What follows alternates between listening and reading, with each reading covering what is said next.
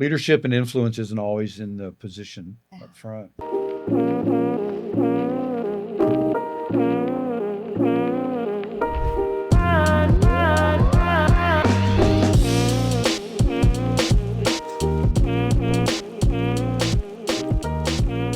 Well, hey friends, and welcome back to the Empowered Life Podcast. So here we believe that every one of us was created to live a life of purpose and impact.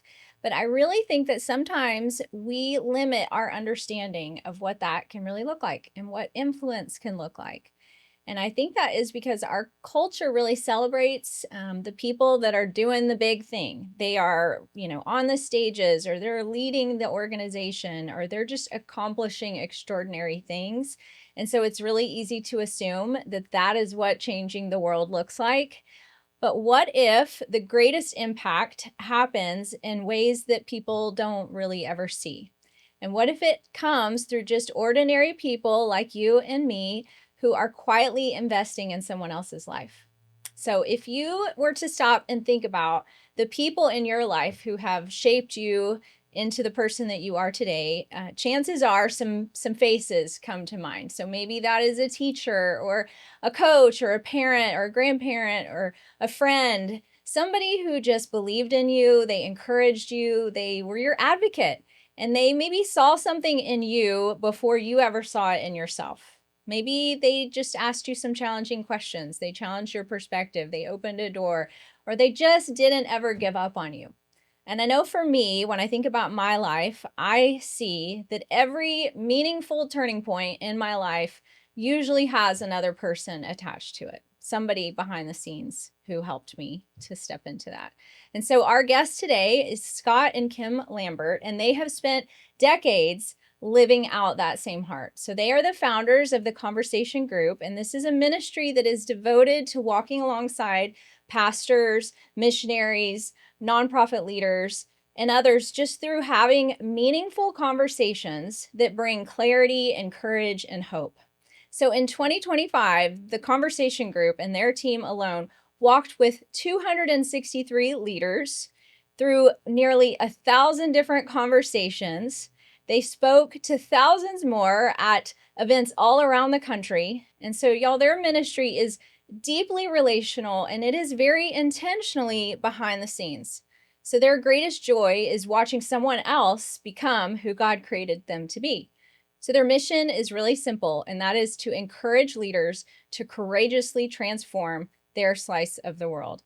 So their goal is not just to help people feel better, it is really about transformation. So what really stood out to me as I've gotten to know them more and learned more about the Conversation Group is that their mission really mirrors the mission of Allies in Youth Development, the organization that powers this podcast. And while we serve different people, we really share the same belief, and that is that lasting transformation happens when someone faithfully invests in another person. And so at Allies, that looks like local mentors who are consistently showing up for vulnerable children, and they're believing in them, and they're encouraging them, and they're helping them discover hope and purpose. And at the Conversation Group, it looks like walking alongside leaders and pastors, and as they say, giving them a safe place to have dangerous conversations.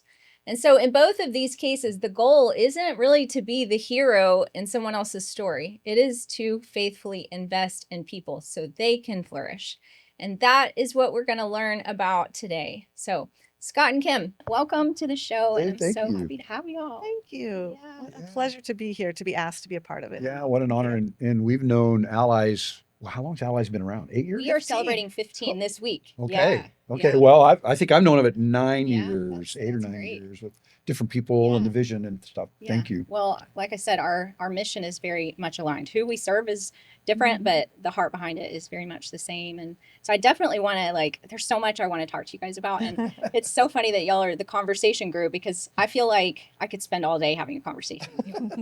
I really could. You're just the kind of people, 3 or 4 hours? I just feel like this instant bestie connection when I'm with you guys. And I bet everyone that sits down with you feels that way. So yeah, we won't go 3 hours, but we could. Right. We could. We could. Right. Yes. But yeah, I think there's so much you guys have done and accomplished, and things that the Lord has brought you through. And we're going to hit on all of that. But I first want to start with your sweet family, because you guys have the most amazing family. And that I don't know if y'all would say that's your biggest pride and joy, but they're pretty cool. Absolutely. Oh, absolutely, yeah. Absolutely. So how They many have a kids? great How many- mother. They Yeah. have a great Oh, mother. and a great Aw. father. That's So right. there you go. Yeah, it's a So team we effort. have 3 delightful children, Luke, Micah, and Isaac, Mhm. and they have married incredible spouses Yeah. and have brought to our family 7 grandbabies, and we're just delighting in this Yeah. season. Yeah. It's very special.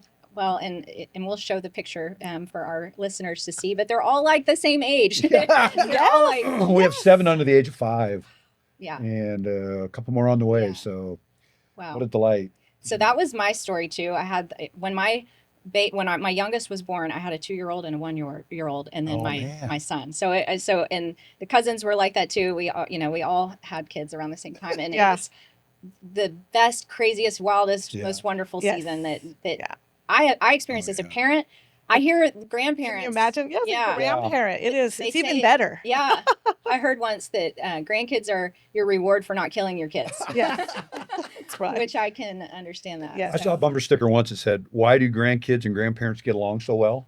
They have a common enemy." Oh. But I love you, my kids, my Yeah. own kids. Yeah, wherever you Sorry. are. Yeah, wherever you are. That's so funny. Well, that is definitely probably one of, the biggest joys of your life. But there has Absolutely. been so much more. And I know we can't get into all the details, but whether that has been your time at Pepperdine, Yeah. and the mission work you guys have done internationally and the church planting and then where you are today. So when you look back at all of those steps, and I know your roles changed so much, do you feel like there is any sort of like common thread that the Lord has kind of woven through your story or like Mhm.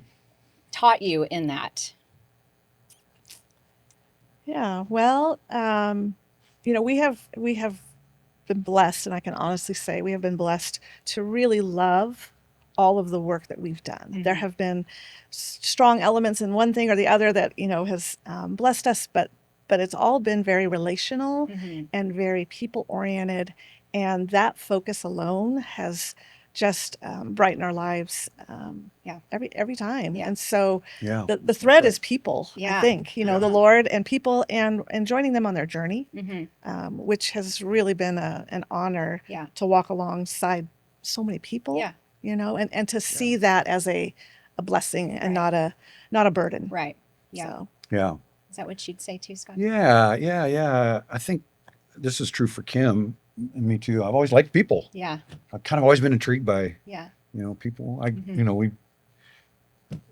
I think if you love what you're doing, it doesn't feel like work. Yes. And the things Mhm. we've done for Yeah. almost 40 years together, and even Right. before that, Mhm. not felt like work. Yeah.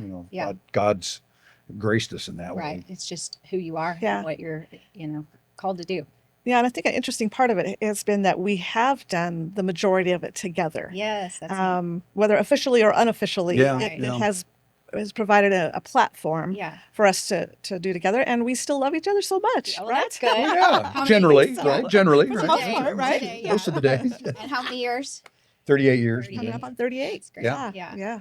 Yeah. Well, so where did this like heart and passion for like mentoring? Because I know that is a big part of what y'all do Yeah. is mentoring. So where do you feel like that kind of came from, or what sparked that? That's such a great question. And I have thought about it a little bit as we prepped for today. I don't know. Mm. I really don't know. Yeah. I know for me, I grew up in church, Uh-huh. and I think I was born in church, right? Yeah. We went 3 times a week. We Mhm. just loved church. Yeah. And I never rebelled from that. Mhm. I always thought the goodness of community. I loved it. I was just Yeah. I just enjoyed those kinds of things, Yeah. and grew up in a small church in Iowa, out in the middle of the country. It wasn't even in a town. It was a country church. Mhm. But the loyalty and the goodness that was given to me, I was able to give back. So I just enjoyed community. Yeah. I've always enjoyed community. Yeah. I think about Scott's mom, Norma Lambert. Mm. We always say, she never met a stranger. Mm. And I think that has been passed on Yeah. to Scott. Right. And so Thank you. it's not hard for him to come alongside Yeah. Because you've seen it. someone Yeah. because he's seen it, he experienced it, and it's one of his gifts. Yeah. And Well, I always thanks. thought I was, well, and I am an outgoing person, but I'm a wallflower compared to Scott. Yeah. And so it's been a great balance. Yeah. And so I just think the mentoring has come by by honestly, right? That's just who God has made us to Right. be. I also think about, and this leads into kind of a little bit how the conversation group started, is that forever Scott would have a list that he would keep. It used to be, on paper, then in his daytimer, Daytimer. now on his phone. And it was just a list of people who would say, hey, could I talk to you? Could you give me a call? Could we have a chat? And of course, he had a full-time work, but he would keep his list and work through it and try to get to everyone. And it was his biggest, one of his biggest concerns when that list would grow so long that he was like, I can't call everybody back. I need to. I want to. Right. And so that to me just always was kind of a picture of, What is in this season, could we set him up to have more time to do that? Right. So it seems to me that was just a kind of a role that was set apart for you to just be that person who walks alongside people, who advocates for them, who. Yeah. I think it probably comes into giftedness. And, I know for me, because people are drawn to Kim, I think I need to say something about you. That was so sweet what you said about me. That's exactly the same place that Kim is in all the roles she's been in. She probably likes administration and organization a little bit more than me. And so we've been a good team that way, but I'll come home and she's always on the phone out on the patio talking to Amy or Carrie or somebody that, and they call and say, hey, Kim, let's talk a little bit. So there is an ease, I think, that Kim has too for conversation. And so I think that's powerful. Well, back to giftedness. I think there is a place for all kinds of people. Sometimes the lions and the warriors are needed in the kingdom of God. Sometimes the priests are needed in the kingdom of God. Ezekiel talks about the human roles of pastoral care. He lists the oxen in getting things done. He lists the warriors in protecting things, taking the next hill, and then he lists the eagles as the wisdom folks, and I think we all kind of go in those grooves back and forth in our life. I've probably settled a little more into the wisdom and human roles. And so I just love people. That's great. And I know your time at Pepperdine, so you were there for long time. Yeah, I must have been a terrible student. 21 years. Well, I grew up on a farm in Iowa. I loved farming. I never thought I'd be a minister. I kind of told my friends out there, let me just say this and come back. I always thought ministers were kind of nerds, a little bit. So, I thought I'm not going to be that. And I appreciated the farm. And my mom had a high school education. My dad had an 8th grade education because of the depression and tragedy in their lives. And they said, you're going to college. They made that a non-negotiable. I thought, oh yeah, okay. And so I went to a small Christian school in Nebraska, York University. And it was there I kind of thought, I really like people. Because I grew up, in a great church and stuff, but I grew up on a farm. It was a little isolated. A little bit, yeah. And then it was a 2-year school. So I said, I'm going to go to Pepperdine. So I went from Iowa, Nebraska to Malibu, California. Wow. And, that's a shock. Yeah, it was a shocker. Yeah. And the first church event I went to was the Fun Under the Sun, the big beach party, and I thought, wow, can boys and girls swim together? That was like the dumbest question ever, and I just felt like the Lord's was nudging me toward people kinds of things. I majored in communication, and then talking about mentors, said, hey, why don't you look at a ministry minor? So I added scripture, by the time I graduated, I was pretty convinced that I probably needed to do something for the Lord. And so I graduated from Pepperdine and had begun working with the church during that time. And after a year or two of an apprenticeship and starting some graduate work, I spent 21 years full-time then as the minister to students at Pepperdine University, a Christian school that has all kinds of students from all backgrounds, atheists, other religious backgrounds, no backgrounds. So I love that. I had 21 years and really my first job. It's amazing I didn't get fired. Some of the things we did, but I probably gravitated though more toward mentoring and counseling than having to be the big speaker everything. So I remember you telling me when you were sharing this before that you really like to empower the students, you would build different teams and kind of equip them to go out and do the work.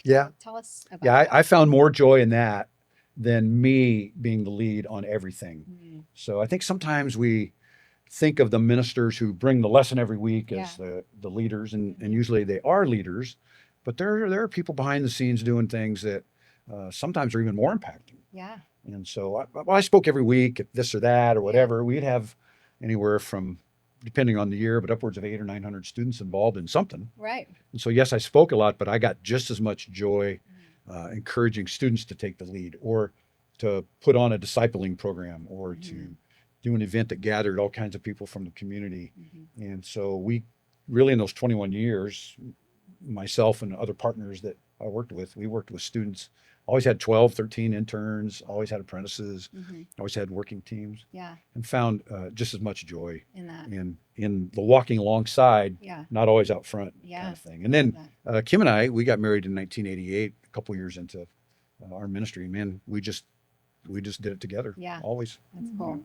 And then from there, it went on to church planting and, and global missions. And 21 years at Pepperdine. And then we started a nonprofit that helped start churches in America. We did that for 11 years.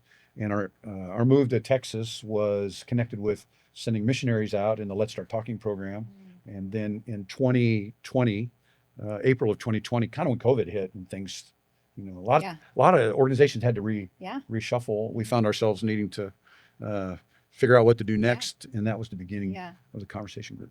Well, it feels to me like the conversation group was not something that like you created. It was kind of this like natural, of course, this is what we have. Like, this is what we've already been doing. So let's just do this. So tell us about, how did it come to be, and what does that look like? I'm turning to Kim for this. Well, it is a wonderful story. So we were in a time of transition.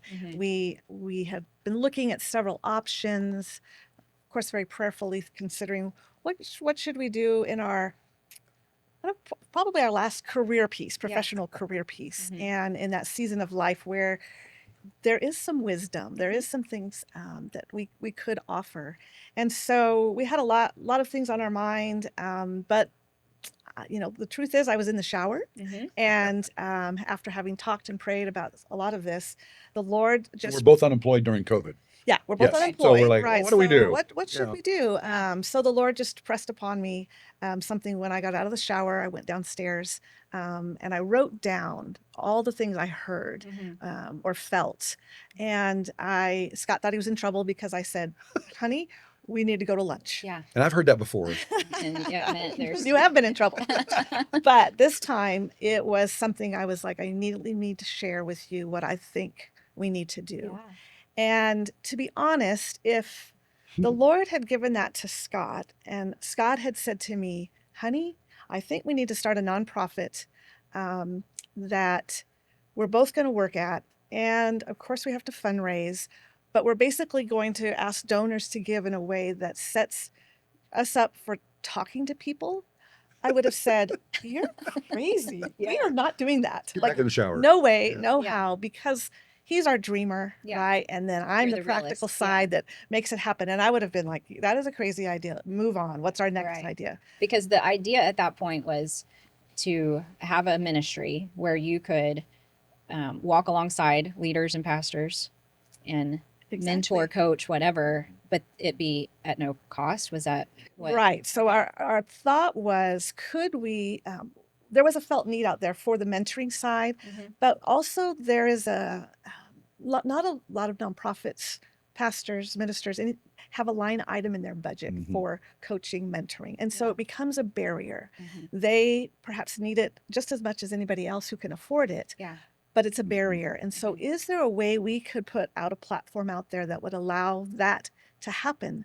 But it would require donations, it would require our donors to believe in this capacity that we have and that it would work. And so it was a long shot. I mean, I remember talking to our kids saying, if this doesn't work, we might have to move in with you. Like if we take this big leap, there's only so much time before it has to happen, take off. Otherwise we've got to make some other decisions. Right.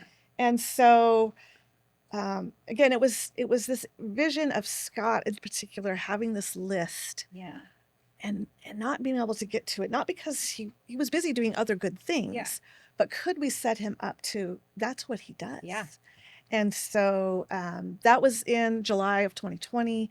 We talked to more people about the actual idea. And then by October of 2020, we officially launched the conversation group. And we have been busy ever since. Yeah. The Yeah. felt need is real. Yes. The donors have come alongside us. Yeah.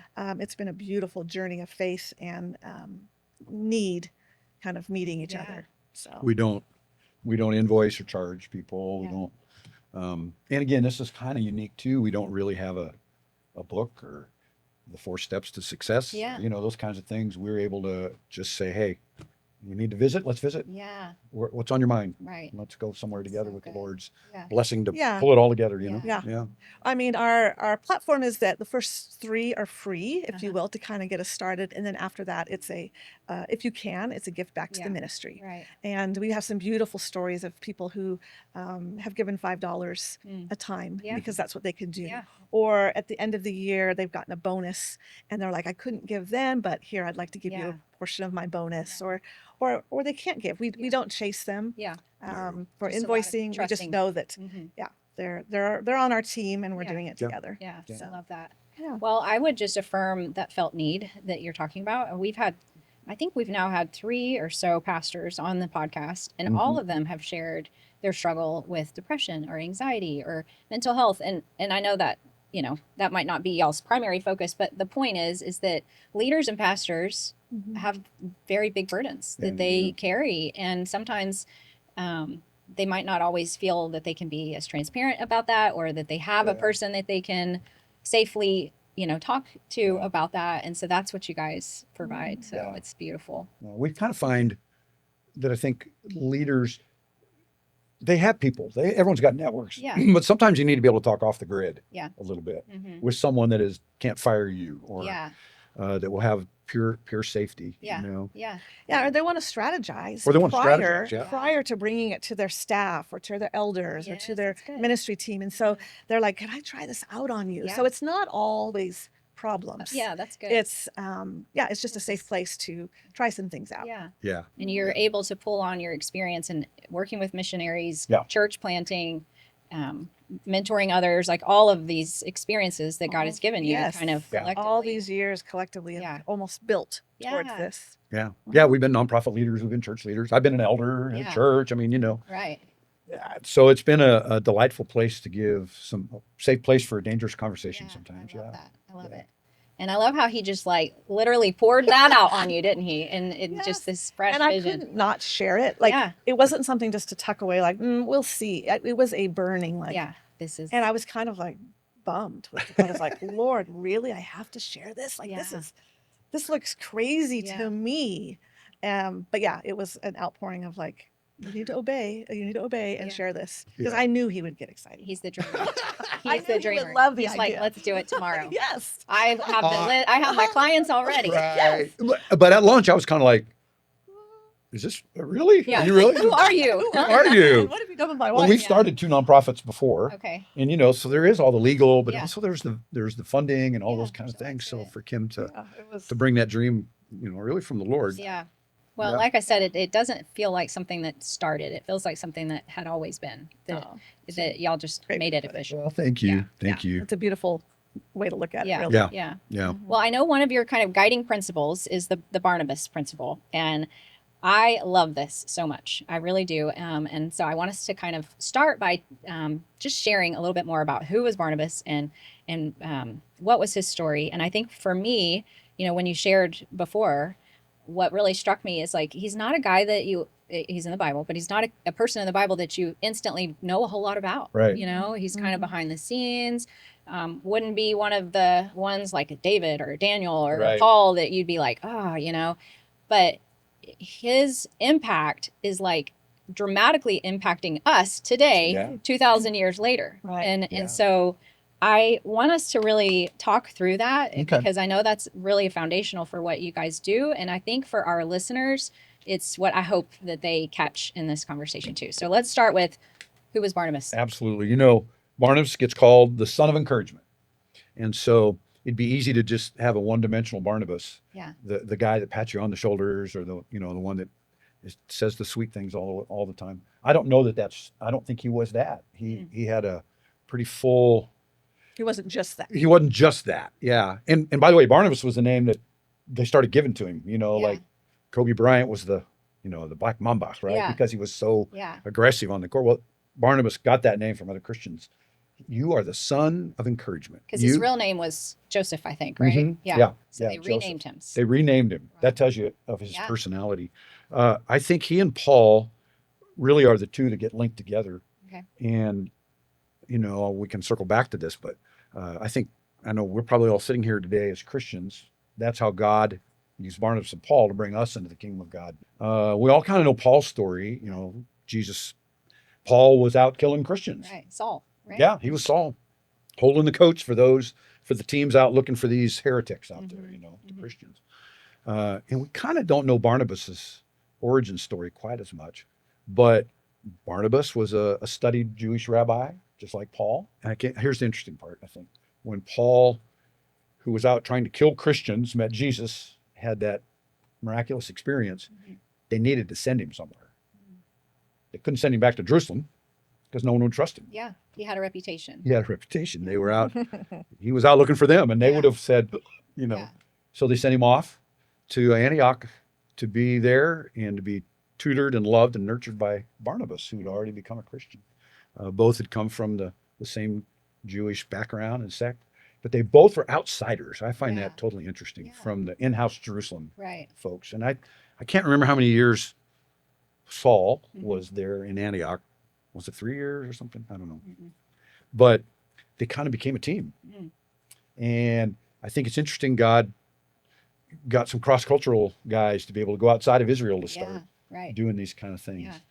And so at first, when you read, I suppose, Acts 8, 9, 10, 11, 12, it was Barnabas and Paul were out doing these great things in the kingdom of God, all these cities planting churches. And somewhere, and I don't know why, it switched. And scholars tend to think Luke was acknowledging the power dynamic a little bit, the influence dynamic, when it was Barnabas and Paul, Barnabas and Saul, Barnabas and Paul. At some point, Luke started to talk about Paul and Barnabas.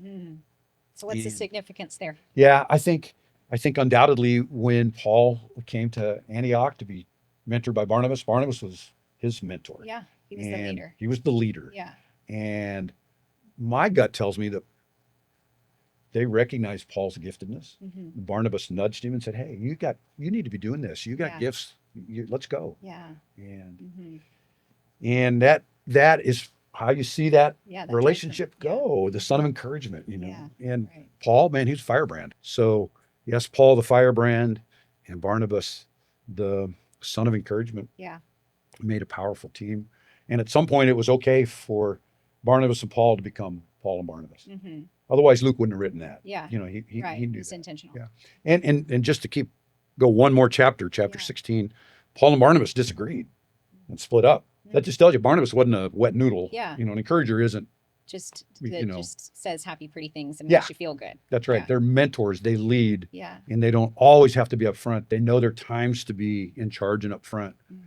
They're as comfortable pushing people to the front. Yeah. And so that to me is the unpacking of Barnabas. And in other writings in the New Testament, Paul later talks about, hey, I can't wait to see Barnabas. Yeah. So they kept their bond in their fellowship. They just disagreed. Yeah. And Barnabas took John Mark, the guy who was in trouble, off and took him off, and John Mark became a great leader too. Yeah. So Barnabas is one of those Behind the scenes encourager. Yeah. And advocate. Yep. And I think it's just so interesting that we know all about Paul, but we don't hear know. that much about him. Barnabas, yeah. But yet his name is in scripture. So why do we think it stayed? Like why was it so important that the story of Barnabas stay in scripture? Yeah, I don't know. What do you think? I just think the subtleties of the importance of relationship and coming alongside, that God created us all to need each other. And so Barnabas is a come alongside, that gift of encouragement. I just think the Lord knew we needed a good example of that. Yeah. And to know that it's not all about who's up front, who's out front. Yeah. It's both and. Yeah. We And need the so- Pauls and we need the That's Barnabas. Yeah. Yeah. I don't And- think when Paul became a Christian in such a traumatic way, Yeah. God couldn't send him to Jerusalem. He needed to send him somewhere where there was a Barnabas. Yeah. And so He they was shuffled him off to he was Barnabas. the safe place. Yep, Yeah. that's right. To take him in and love him and Yeah. stuff. Yeah. But you know that Barnabas probably had heard stories of Saul, Like, Oh, yeah. yeah. So he is like, oh, so this is the guy Right. Thanks that a I lot. I got to work with. And so do you think that, I know we're all just speculating, Right. Yeah. but do you think that Barnabas had hesitation or reservation, or do you think he was able to see past his past and to see kind of the gold that might be hidden? I mean, I'd like to think that he, because of who Barnabas was and his character and how he did life, that he sort of believed the best in Paul, even Yeah. knowing Saul's story. Yeah. He's like, no, let's come on, Yeah. let's walk together. Yeah. I believe there's so much good out there in front Yeah. of you, and so let's do it together. Yeah. So I'd like to think he has that core value Yeah. in him. Like, I'm going to believe the best in this guy. Yeah. And let's journey. Yeah. And I think in life and in like what we're talking about today, like if you can't see past, people's flaws and their struggles and their past, then you kind of just get stuck. Right. And so I think that is a gift that, to be able to do what Barnabas did, and I think about like the allies mentors, Yeah. I was going to talk about allies for a minute. Yeah. like that is what our mentors are doing, is that, you look at a child, let's, say an orphan that has lost everything, and, they maybe don't have, they have so many gaps in their education, and they're dealing with trauma, and they're, that is showing itself in many different ways. And, but for a person to say, hey, I see something in you, and I care, and I'm going to keep showing up. And then asking the questions like, what makes you happy, and what excites you, and what are you interested in, and kind of pulling out, the gold that is in that child that maybe the world doesn't see yet. It's not visible. And so that it definitely relates to Barnabas and Paul, that he was able to see something in him that maybe Barnabas, or that Paul didn't even see. I also think good mentors come from a platform of, what can I learn from this person? Right? I think it's humbling sometimes to ask to have a mentor, but it's also humbling to be a mentor, because those two humble approaches allow you both to learn from each other. And I think of that with allies, that even though your mentors might have all the things in life, they can come alongside a child and learn so much. So it's mutually beneficial. Right. This is my second time in this facility where we're taping today, and first time was to come to a staff meeting with allies. And I remember, we talked about fundraising, talked about all those things, but then because I was there, I got to ask a lot about the functions of what's it look like on the ground. You've got Barnabases all over the world. Yes, we do.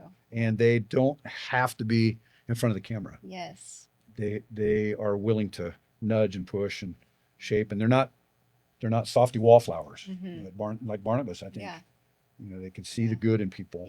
So I just realized that encourage actually means to give courage. And so that is what you're talking about. It's not just like, oh, you're sweet and you're pretty and I like your shirt. It's really giving courage to another person. And sometimes that is in saying hard things, right? And not just what the person might want to hear. But you're right that we have Barnabases all over 92 countries. We're now. 92 countries. Yeah. And I actually just got back from Africa and got to go to, I don't know, 7 or 8 of the allies mentoring programs. And there is so much I love about these trips, but it is getting to meet the Barnabases that means the most to me, because when you talk about that it's a mutual blessing, that I think that's something that we didn't really even realize, or the founders didn't realize. We were doing this for the kids, right?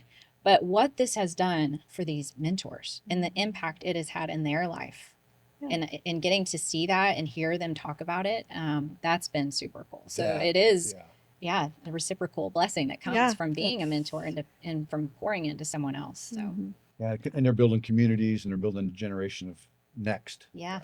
That's what we love. And I sometimes wonder if a lot of people who might be tagged or identified as a Barnabas, a person of encouragement, they don't even know that they're that. Like, it's just part of it is who they are. A lot of it maybe is who they are. I think you can cultivate that in you and try to learn to be more encouraging, but a lot of the Barnabases of the world are that's just who they are. And it's a beautiful piece of God's body of Christ. Body of Christ. So do you not feel that we all could and should be a Barnabas? It's not a Barnabas world. Mm. What do you mean?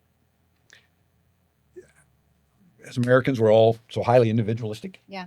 And, if you don't have your own TikTok channel or Mhm. you're, if you're not putting your best face forward all the time. Mm-hmm. Yeah, we're not comfortable with behind the scenes people. Yeah. It's all about me. It's all about me. Yeah. And I'm not a crabby old man. I love Yeah. America. I love all that stuff. Just Barnabases are hard to come by because they don't get much credit. And, I think in a media saturated world, we're after credit and hits and clicks and takes. Yeah. And so Barnabas particularly in a Christian community, Barnabases are they're the ones that drive a church. Mhm. They're the ones that drive a church. Yeah. They see people. Well, and I think even well-meaning good Christian people can, and this is what I was saying in the intro, is that I think sometimes we have a limited view on impact. And Yeah. so I think that we all want to make impact, and we have this desire to be used by God and to serve this kingdom purpose. And so what happens is we get the idea of what that looks like twisted, and we think, oh, I've got to be on the stage, or I've got to start this nonprofit, or I've got to have a podcast or whatever in order to be used by God. And so I think it can be coming from the right place, but we just have it wrong. We build barriers Yeah. for, Right. on Yeah. our own without realizing it can be the very subtle, natural, next door neighbor Mhm. kind of thing. Mhm. And I think that's where the power of Christ shines Mhm. super brightly is what can you do? What can you see? Who are the people right in front of you? Yeah. Where can you make a difference in a simple, unsplashy way? Yes. I love Right? that. In an Mhm. unsplashy way, Mhm. and not minimize that. Right. Right. Right. Yeah. Yeah. Right. Yeah. Right. I mean, if you think about your pastor at your church and the gifts he has and how he is encouraging so many people, and every week he's leading people, and teaching the word. Well, he's not doing that by himself. No. He has people behind him that are Yeah. giving him courage and Yeah. Mhm. safe places to have. Supporting his or her giftedness. Yeah, Yeah. that's right. I think of Gladys in the church that I was raised in. Sweet Gladys. Sweet Gladys. 60, 70 people. I think she taught second and third grade or something for 55 years or whatever.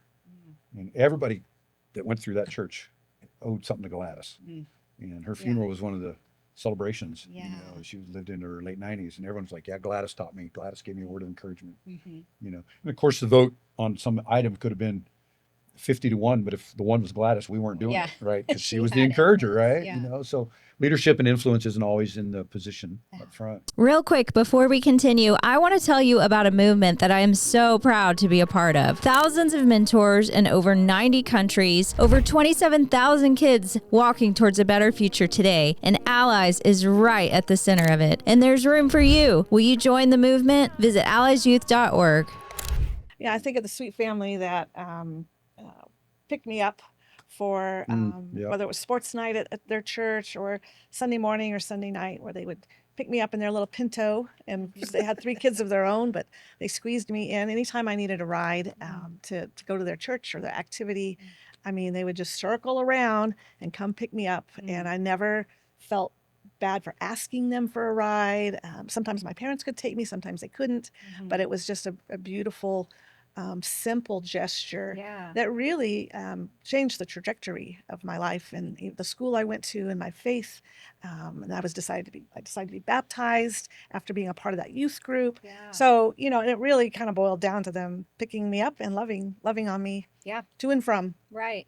so. I owe a lot to Terry and Susan Okay. for how they invested in Kim. Mhm. Thank you. Yeah. Yeah. So. That's just such a perfect example of what we're talking about, and that you don't have to do the big, giant, grand thing. It's these small, simple seeds of encouragement that are making the difference, and that right. God is using and multiplying. And then you think of the ripple effect of that, Right. like how those little, I'm going to come pick you up and make sure you're at church because of that, then this, then this, then this, and the people, and then them. I mean, Yeah. isn't it just It's such a the ripple. cool? It's Just beautiful. Yeah. It's beautiful. Yeah. And Yeah. we need the preachers who can do it from those big Yeah. platforms, but they and us also need the simple, Yeah. unsplashy. Unsplashy. You That's know, a sticky phrase. I'm so. going to remember that. Unsplashy. Unsplashy. I love it. Well, I thank you for teaching us about Barnabas. And like I said, when you brought him up, I went and did some of my own study on him. And Yeah, there add is, to that. What did we miss? What? Oh I've just put you on the spot. Yeah. Hey, I mean, I feel like you hit on a lot of it, just that whole, the Barnabas, how it was Barnabas and Saul, and then it became Paul and Barnabas. I think that's huge. I read somewhere that that Barnabas opened doors for Paul. Yeah. Because he did have a bad reputation. He would put his name on the line and be like, no, this guy's good. And because people trusted him, they would then Yeah. trust. Yeah. And I think that's something we can do, is open doors and make connections for other people. Yeah, I think that you hit on a lot of them, but there's just so much fruit there that I would just encourage our listeners to go dig in and learn more about who he is and the impact that he had. But I really want us to talk about, like, practically speaking, how you guys live out the Barnabas Principle and how listeners can, because I think that's what it's all about. Like, we learn it, but now how do we do it? And that's let's get to the doing part. Yeah. And there's several things in your ministry and in, like, your guiding principles that I think are takeaways that we all can do. Okay, so first one is, we'll bring the questions, you bring the answers. Love that. Unpack that. What does that mean? Well, when you're unemployed and start your own nonprofit, Yeah. you can come up with your own mission statement and core values That's right there right. on the spot. I think it was like an afternoon. We said, what do we want this to be? Yeah. And so we really came up with four core values. Yeah. Barnabas Principle, which we've talked Yeah. about here a ton. Divine design. God's the great designer, but he wants us to be junior partners in it. Mm-hmm. So we have to put ourselves in the process. Yeah. And We can't just sit back and be like, all right, you do that. You're like, God, what do yeah. you want? He's like, you got to work too. Yeah, you got feet. Come on. Yeah, your personality's supposed to be in this, Yes, that's In fact, at the end of the Acts 15 Jerusalem Council, when they were writing their letter to let the Gentiles, all of us Gentiles in, Mhm.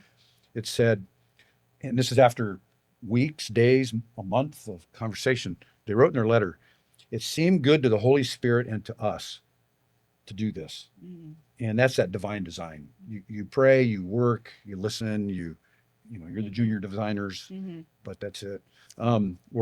Third principles, we're always looking for silver linings. Mm. And then the fourth one that you So just, silver linings meaning, like, the good and the good. Good. There's we're big fans of let's find the good. Let's Yeah. look together. Yeah. Can we help you discover some good? Maybe Right. it's been squashed down Yeah. or but we do feel like we're just positive yeah. We're people. positive people. So we had to have that as a core value Yeah. because we're looking for we can come alongside you. Let's look Yeah. for something good. Which Yeah. that Or reminded let's me get of. there to something that's good. Yeah, that's good. It reminded me of another thing I learned about Barnabas, was that he saw grace. Do you know what I'm like? Yeah. He saw. Well, let me see. Yeah, he saw grace before the problem. Like, one part in scripture it says that, and Yeah. I think that's what Yeah. you're talking I about. got to go look that up. Yeah, Yeah. that, like, saw grace. he saw grace before the problems. Yes. And hope. Yeah. There's hope in things. So that's the silver lining. You Love probably that. see that in And- John Mark, right? Yeah. Where Barnabas said, hey, we can't just destroy this kid. Paul was ready to get rid of him. Get him out. Mm, Barnabas took Yeah. him in. mhm. And our last one is, we'll bring the questions, you bring the answers. Okay. Yeah, which we phrase it as discovery before direction. Mm, So let's discover together. You don't need us just to give you Yeah. the answer. yeah. So many people who just need to have a conversation, kind of once they can meander in a safe space with somebody that maybe connects with them on certain experiences, they start to understand they have the answer already. Mhm. They just need some prompting, some questions, Mm. because it doesn't help for us to just either give them the answer or tell them what to do, Yeah. right? So discovery before direction. We bring the questions, you bring the answer.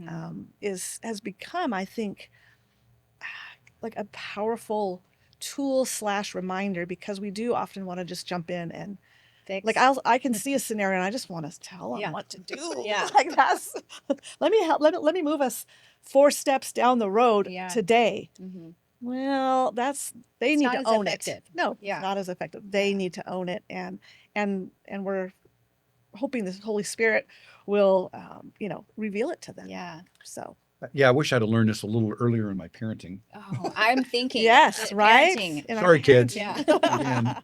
That's right. Yeah. Yeah. Especially as they get older and you're parenting young adults, it's even harder, Yeah. But yeah, I think there's a guy that he's known as the teen whisperer. His Mark Grixton is his name, and he Oh, yeah. teaches about just teen issues and how to handle your teens. And he on his podcast he'll interview teens that are kind of going through some hard times. And I love his interview style and the way that not his interview style, the way he interacts with these Right. teens, because it is questions. And so Right. they'll say something crazy, that's what teens do. And he'll go, that's interesting. Tell me more about that. Rather than like, Then correcting you're him. wrong. Yeah. Yeah. And like, Well, "What, are you that's crazy? not. Yeah. Yeah. And I mean, And then they can hear themselves Yes. talking and yeah. it's like this peeling of the onion, and then Yeah. they'll say something else that reveals more. And I say, okay, why don't you tell me more Yeah. about that? Yeah. And so I think that idea of discovery is so key, and that's something that we can take away from this conversation when we have people in our life Yeah. that we're walking alongside. Yeah. We don't have to fix them. Yeah. Yeah. Yeah. And that has been, I think I said this the other day to you. I said, hey, I don't carry anyone's stuff much with me to sleep at night anymore, because we walk beside people. But you don't carry it. Yeah. Try not to carry it for them. Oh, that's good. How do you do that? How have you learned? Because I'm sure sometimes it's heavy, or sometimes you're worried now for whatever situation they're going through. Yeah, we do carry things. Yeah. I shouldn't be so cavalier about it. Well, it's probably a daily lay it down. It's a right? daily lay it down. Yeah. Well, and then Yeah. and some things you do pick up the next day, like, Yeah. oh gosh, Yeah. I need to help carry this with them, or at least if in prayer, if nothing else. But Yeah. or what can I do to help them? Yeah. A little Mhm. bit. So Even me saying this makes me realize I need to make a phone call after we're done here.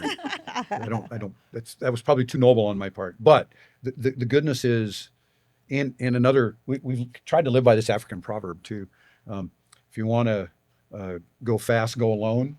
If you want to go far, go together. And I'm always telling people, when we start a relationship, this is not a one-time conversation. Yeah. I mean, it can be, but Yeah. let's go as far as we need to go. Yeah. And sometimes That we'll go takes months time. on a conversation. And after a week, they'll come back and say, all right, I've been thinking about this. What about this? And so I think the probing and the allowing someone to answer their own questions, the questions that they have, but that someone else might draw out, Yeah. really make a big difference. Yeah. We That's found that to huge. be really powerful, Yeah. even in our marriage, And it probably helps to release some of that burden, that you don't have to have the answers and know the right Right. thing. We're leaning on the Thank Holy Spirit goodness, to tell right? you that. Right. Yes, thank goodness. We just have to have the right questions. Yeah. I'll tell a failure. Please. Yeah. We love that. Yeah. It was, I think, our second week. And someone contacted me who I'd had a very limited touch with earlier Yeah. and stuff, but he immediately contacted me, and over about 3 sessions, I just finally said, you got to do this. What are you doing? Right. It was obvious to me, Yeah. but it wasn't obvious to him yet. Mhm. And I got an email the next day. We will not need to continue on Mm. in our conversations, because I answered his question and I didn't have the right to answer his question. Mm. And so I think that's why the power of questions.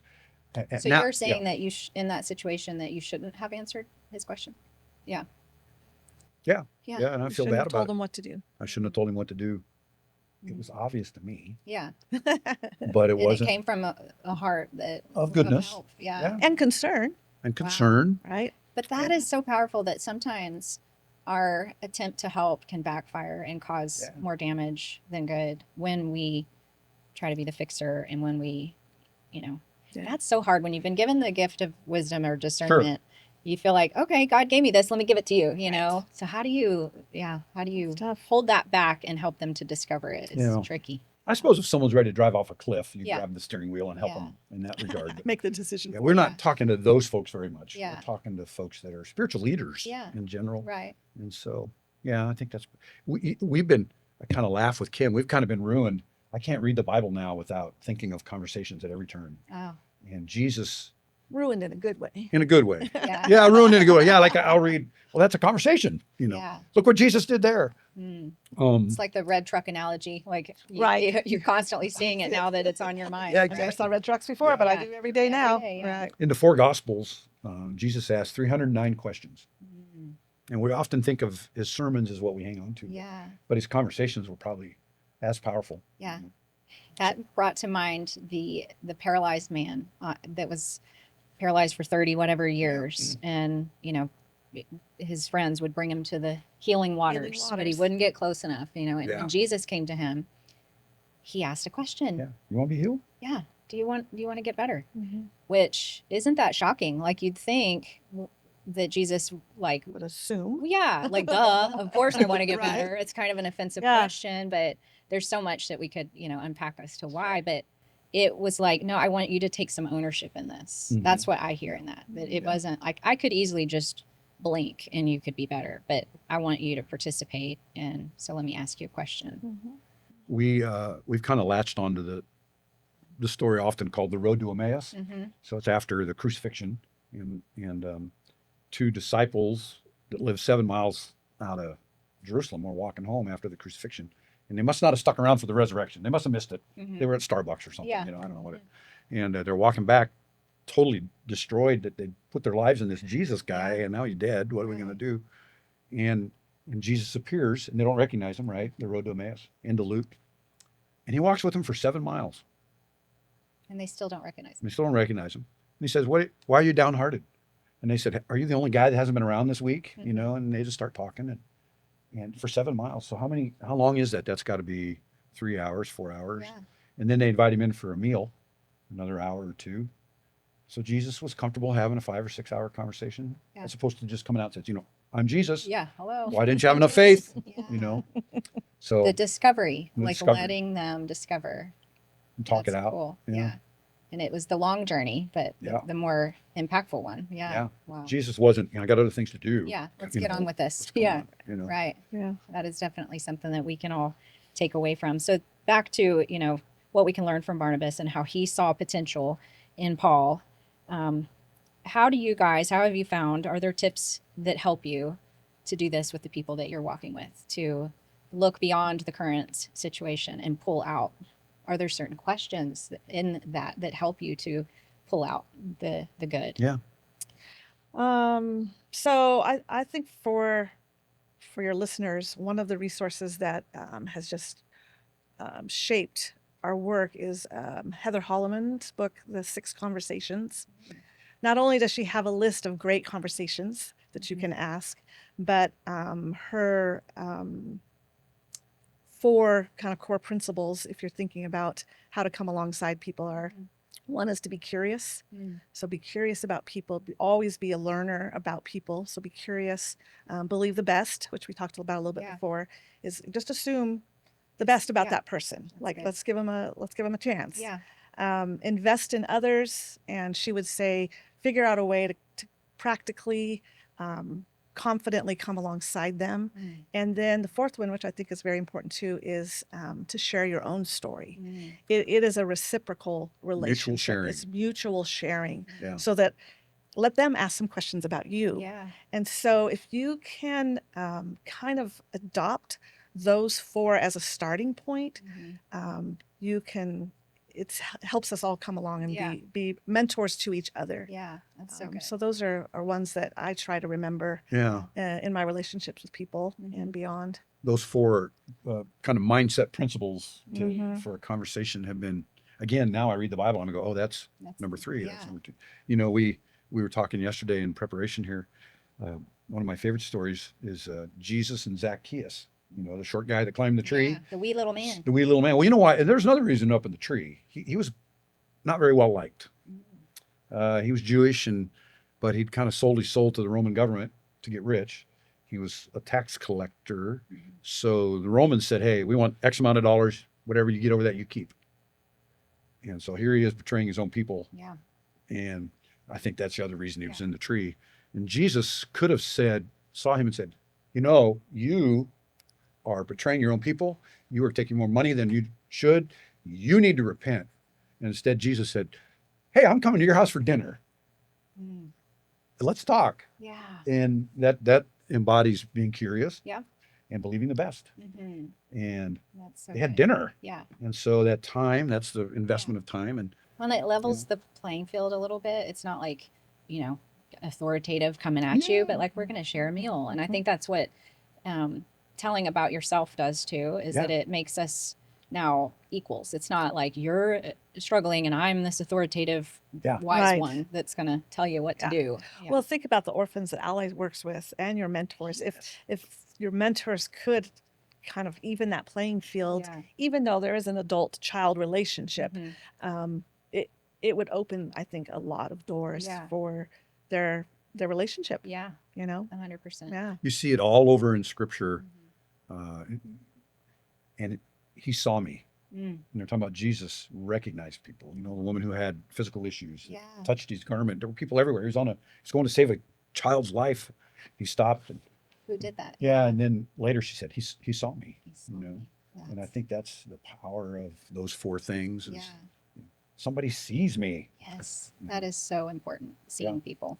You know, Mm-hmm. having the time to do that. Yeah, it's a theme that we have at Allies this year is seen, known, and set free. And, Oh, yeah. and that's what our, the set free part is the life skills that we're, teaching the kids. But yeah, to be seen and known and loved it's like foundational to what Yeah. we all Yeah, it is. need. Who doesn't want that, Yeah, right? Exactly. Yeah. Mhm. Well, and in a healthy, normal family, you are seen, known, and loved. And Yeah. you got family reunions to go to, That's but you're right. working with kids that haven't had that. Yeah. So the hunger is great there, even if they don't acknowledge it Yeah. or they don't, They don't know that that's what they need. they don't know what they need. Yeah. So your mentors, your Barnabases around the world Yeah. live in those four principles. Yeah. That's so good. Mm-hmm. Well, another thing that you guys say that I love is that you are, I don't know if it's your mission statement or if it's just part of your principles, but, walking alongside these leaders and pastors to courageously transform their slice of the world. That's your words. And I love that because I think it reminds us that we don't have to do it all. We don't have to change the world. It's just your slice of the world is what we're responsible for. And if you think about Barnabas, he saw Paul and he believed in him and he encouraged him and opened doors for him, and that transformed the world and is still, but that was his slice. Yeah. That was his slice. And the ripples went Yeah, to this right. day.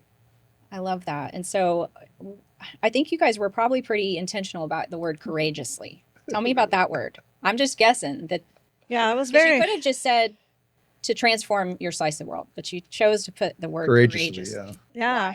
Yeah, yeah.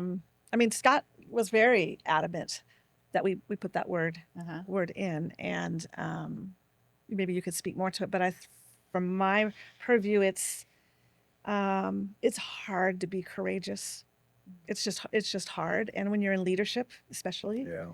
it's very challenging to not just placate to everybody or try to keep everybody happy. Mm.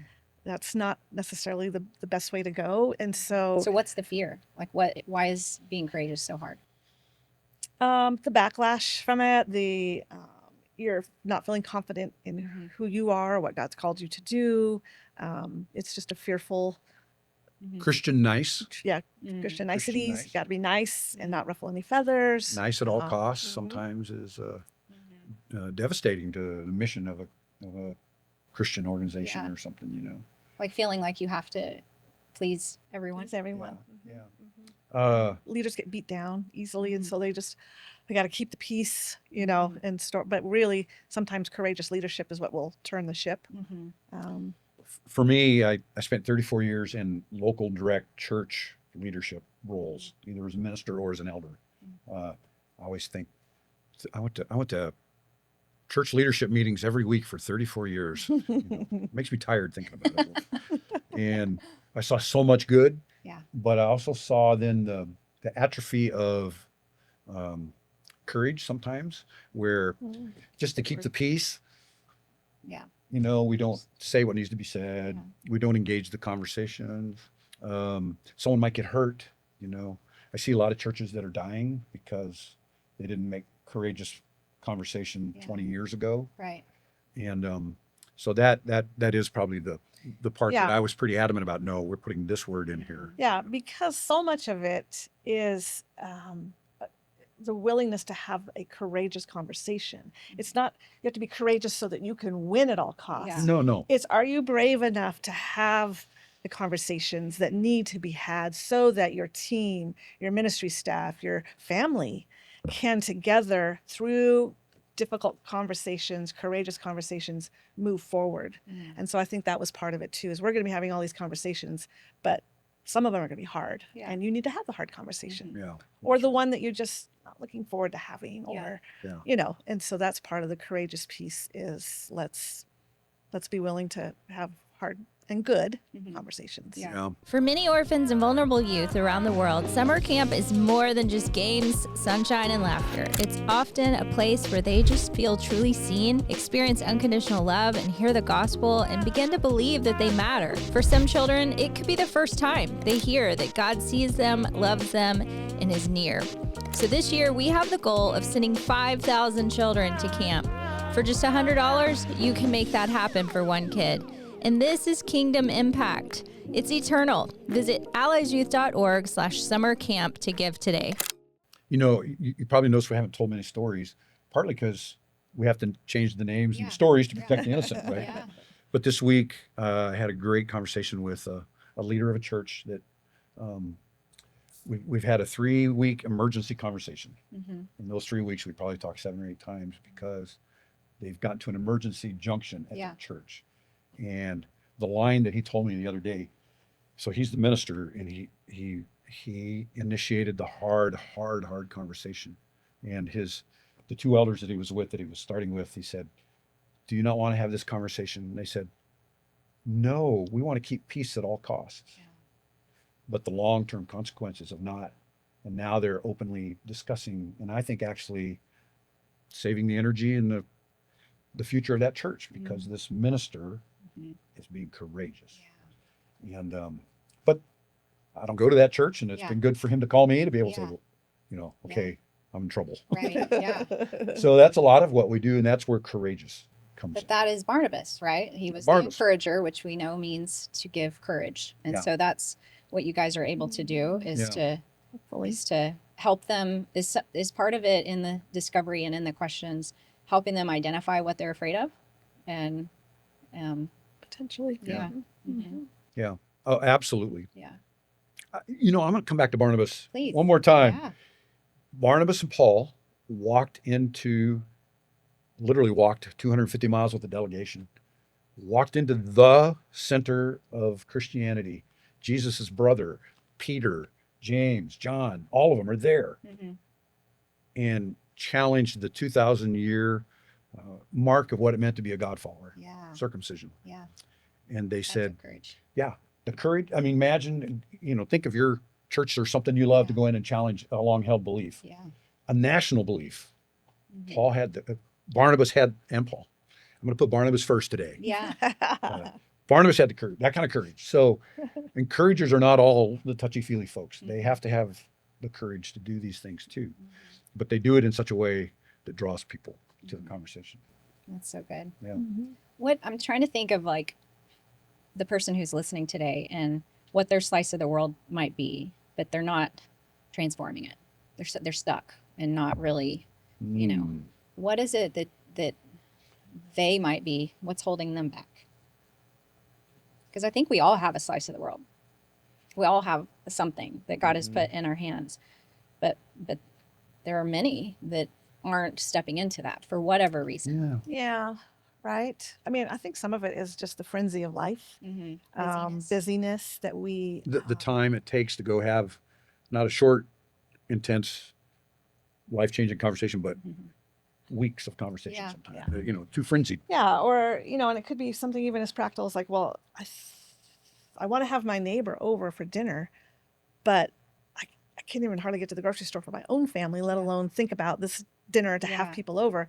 And so we build something up, whereas you could do something much more simple. Yeah. You're baking cookies for your own kids, and you take a plate over to your neighbor and have a quick conversation. So my point being that the busyness and the frenziness of life, we build out how to help others. We make it too big. And really, it's sitting on the bleachers Yeah. during the ball game. It's walking to the mailbox and going a different route, so maybe that you'll run into some people instead of the back alleyway, So I do think the frenzy of life has taught us to. Just don't do anything because it's too hard or it's too, you just don't have the Time-consuming. capacity. You don't for it. think you have the capacity for it. And so if you bring it down, just bring it down, simplify. I have at my desk, the big word I have front and center is, and I've had it for years when my kids were young, and it was crazy Yeah. to simplify so that we can see the people in front of us, whether it's our own family, our next door neighbor, our church, the strangers. Yeah. how can we see people? Yeah, that's so So- good. I think organizationally, people are afraid to take the time to maybe be curious. If there is a kind of a glaring item or problem, I think the best tool you have at your disposal today is coffee. I love coffee. Yes. I mean, you win me over with coffee. Yeah. Takes- Meaning just Hey, sit down and talk. hey, Joe, we need to go out and I want to buy you a cup of coffee and let's talk about this. As opposed to waiting for the larger environments, often in groupthink, where groupthink takes over. So I'm thinking organizationally now, Yeah. as much as anything. Right. And things die in groupthink. Yeah. And so many churches are built around groupthink, you know, plurality of leaders, and the lowest common denominator voice usually wins.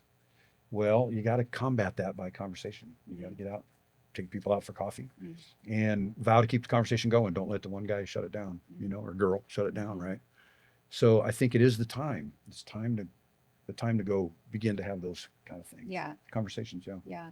So I think those kind of go hand in hand because we have to slow down enough to be intentional and to see, you know, the need, and then to not minimize it, you know, to not minimize what Right. the impact could be, you know, and this could be whether it's, you know, pouring into someone or giving to a ministry that you feel, you know, God's put on your heart, or, you know, loving on, you know, somebody in your life. Like you think, oh, I can't do that much, so it's not going to really Right, make that it's not big of gonna a make that big of a difference, difference. you know, Right. which is, So you do nothing. yeah, You do nothing. right. Right. And But the it- consequences of that are just as real as if you'd opened a can of worms. yeah, right. You know, both ways. Yeah, A little humility here. I know I'm talking big, and I can think of the things I wish I'd have done better in my life. Right? always. Yeah, that's, The conversation I should have had. well, that's how we learn, right? That's how we learn. Yeah. Yeah. And God fills in the gaps and his grace covers us. But, Yeah. That's right. um, And I want to say a word to business folks Yeah. watching this too. I think we leave a little bit of an impression. This is church and Yeah. nonprofits, and mhm. I love telling the story of Kodak. Okay. You know, they own the rights to the digital camera.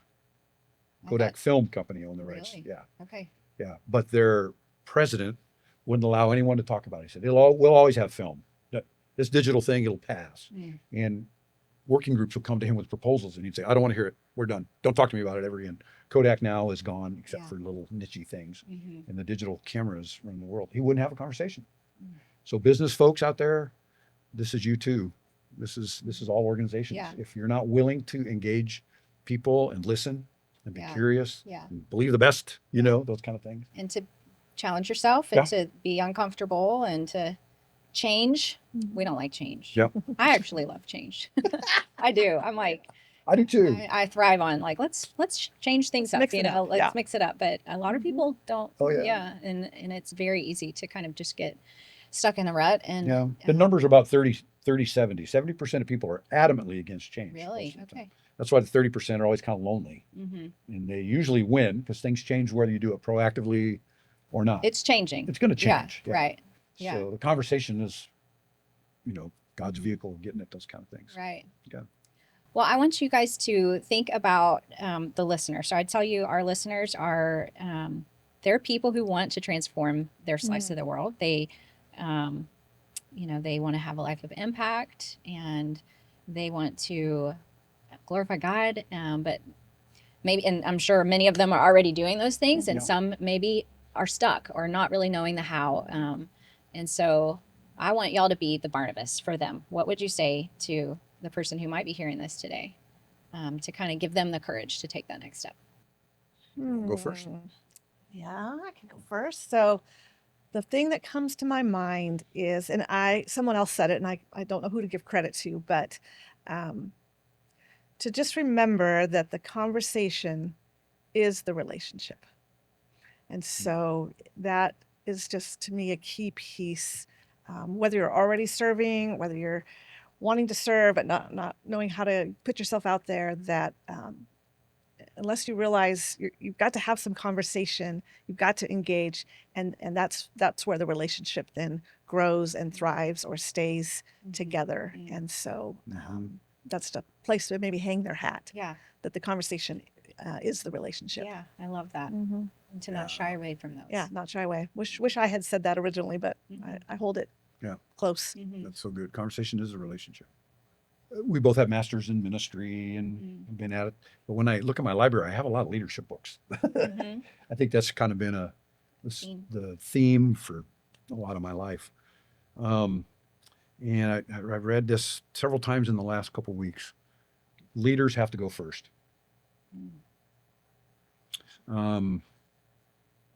They have to go first. And so, and I'm being broad about leadership to all the listeners out there. Your slice of leadership has to go first. You may not be the president or the pastor of the church, but if you're in a leadership role, you have to go first.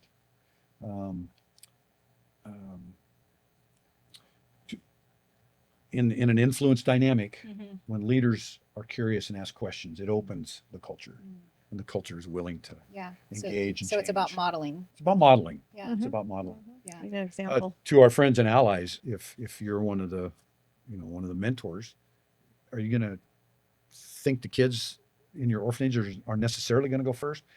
If they do, that's powerful. You hang on to those kids. Yeah. But they're waiting for you as the influence Show us the to way. go first. Yeah. And leaders have to show vulnerability first. Leaders have to be able to share mutual stories back and forth of their vulnerabilities. They need to be curious. They need to go invest the time of a cup of coffee, and they need to ask questions. But leaders have to go first. So good. Yeah. I love that. Yeah. Well, so for someone who's listening and they want to know more about the conversation group, tell us what can they do? What are the practical next steps? Who is it for? How do they reach you? What does it look like? Yeah, so we have a wonderful website, of course, theconversationgroup.net, not .org, .net. And on there, you can learn more about us. You can see these guiding principles. There's a place to interact with us on a kind of an intake form, if you will, that if you or somebody you know could use a good conversation, that's a great starting spot. And then we can engage you further kind of offline. Yeah. So is it for? Who would you say is your target audience of the people that y'all serve? Christian leaders. Yeah. And you get to define the leadership piece. So we don't sell anything. We don't have a book. We don't have the 4 steps to success, the 5 steps to greatness. We very purposefully have kind of stayed away from those things. Yeah. So that it doesn't look, we're not selling anything. Yeah. Yeah, we work with people from all congregations, all stripes, people who just are in a leadership, however they define leadership, and want to have a mentor to come alongside them. So we have a lot of referrals. We don't do a lot of advertising out there. We basically spend word of mouth, people nudging each other. It's hard sometimes if you see someone you know, like your pastor, your youth minister, your Sunday school teacher, your Christian, it could be a Christian school admin. It's sometimes hard for them to make the first call, but if you're nudging and can come alongside them and say, no, it doesn't cost anything. They don't know you, you don't know them. So it could be Those are one the and done. best. Yeah, It could be one and done. And then you're like, never have to talk to them again. So it's really, really for anybody that feels like they just need a safe spot. And if there are things that we can't come alongside them with, we Therapy, also have counseling, psychological things. we also have resources then to help them for the next step and point them in the right direction. So if someone reaches out, inquires, it could be a one conversation. It could be multiple conversations. It can go kind of as far as the person. It could be a cohort, like a group of people with similar either needs or interests, and we could put together. Sometimes Scott will do a book that let's read this for 6 weeks. Let's throw it around, book club. It could be you need us to come and speak at an event or a workshop, something with you, lead discussion for a small group, staff meetings. You want to bring someone else in, so that's a way that we can be of help. Wow. We've kept it pretty open-handed. And that's the blessing to all our donors out there that may get to watch this. Thank you. See what you're getting to be a part of and what we'll get to partner in together. That's been really good. We did laugh. We said if we have to make a living off of youth ministers or something, we might starve. So we've been really blessed to partner with many people. And your those donors, youth ministers give back too. Yeah, right? So that's cool. It's been wonderful. So your donors are Barnabases. too. Yeah, absolutely. Yeah. Because y'all wouldn't be able to do what you're doing if Yeah. you didn't have someone behind you that was advocating for you and And sees the value. yes. Yeah, Yeah. sees the value. It is a beautiful piece of this journey to have all these donors that come, and there's many of them. It takes a huge village, and not because our budget's huge, but just because everybody's given a little bit, right? Yeah, right. And for them to come alongside and see the value. We've been doing it now for 5 years. We're actually coming up on our sixth year, here soon, which is crazy to think that's how many years already.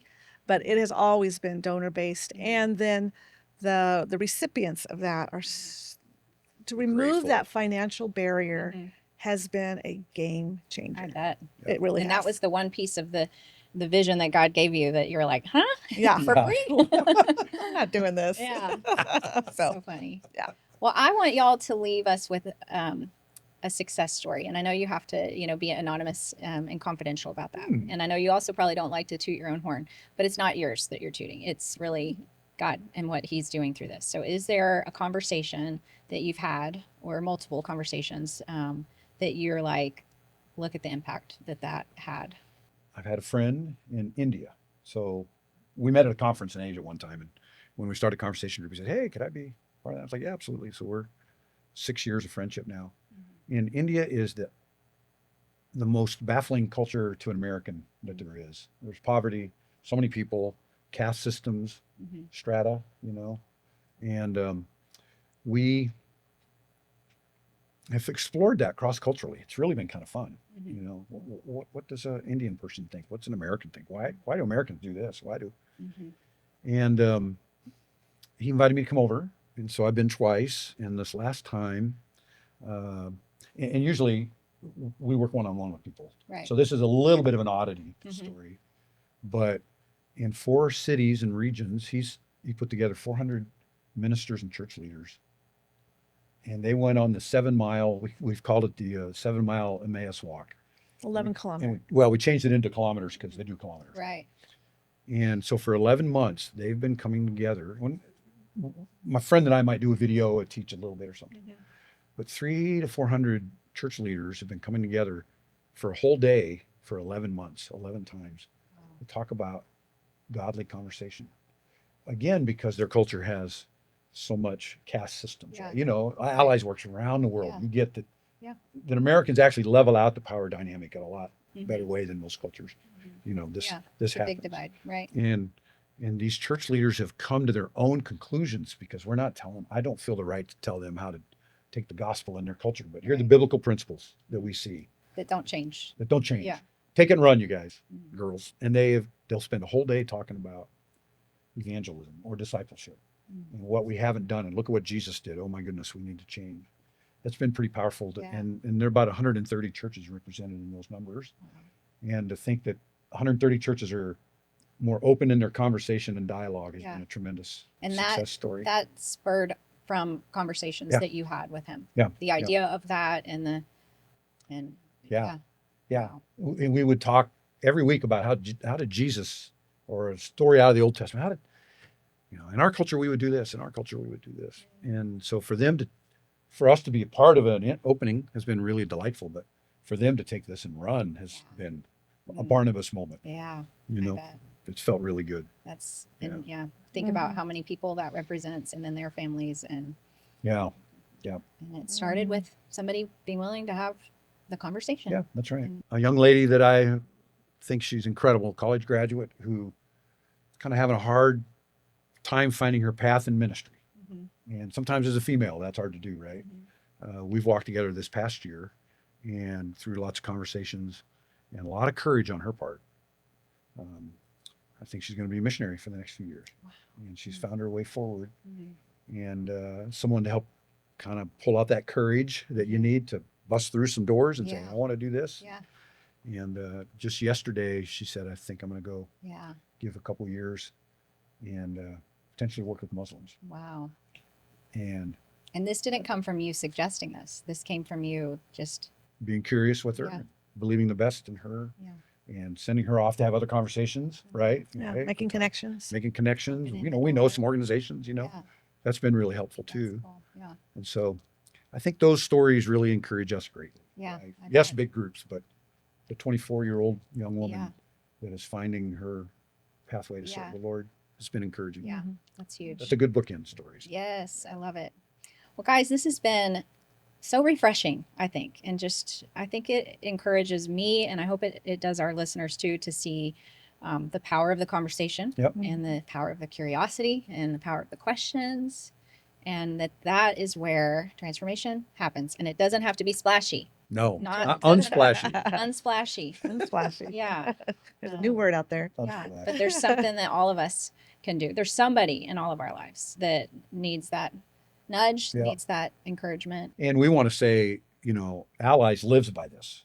And we've known a lot of the Allies staff and quite a few donors and have been blessed to be around the leadership and to know that there are Barnabases all over the world because this organization has been willing to go have the conversations to raise money, to put things together.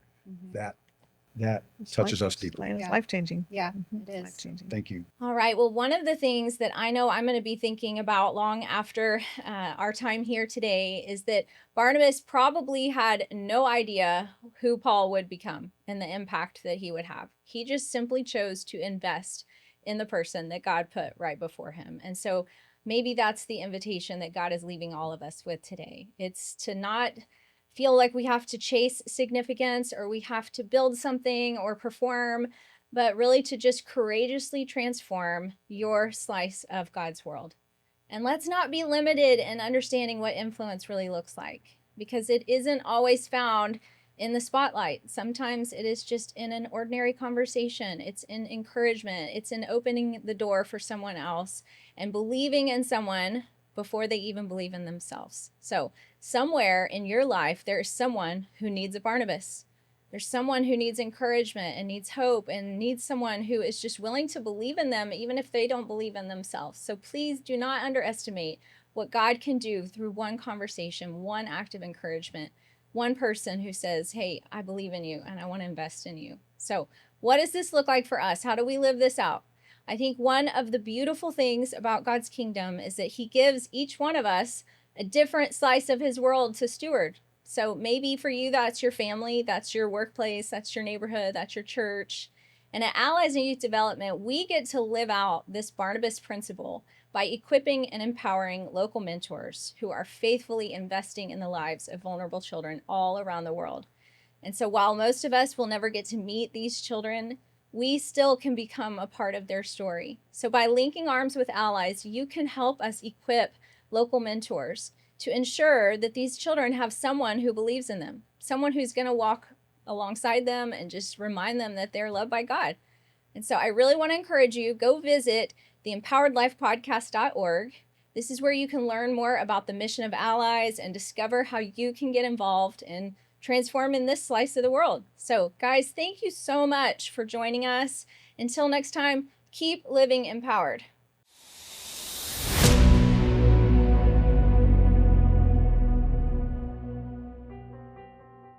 The joy that you see in Danilo's smile tells you where his story is today, but not where it began.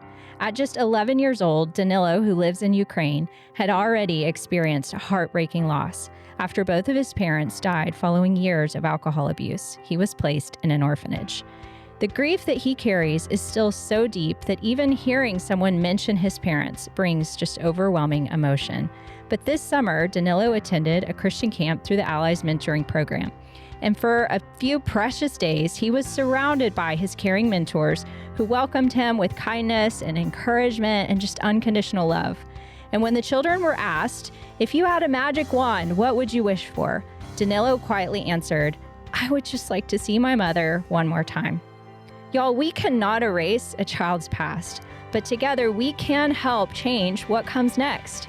Through Allies, local mentors walk alongside children like Danilo, offering consistent love, hope, and encouragement that helps healing to begin. Because every child deserves someone who believes in them, and every act of generosity helps make that possible.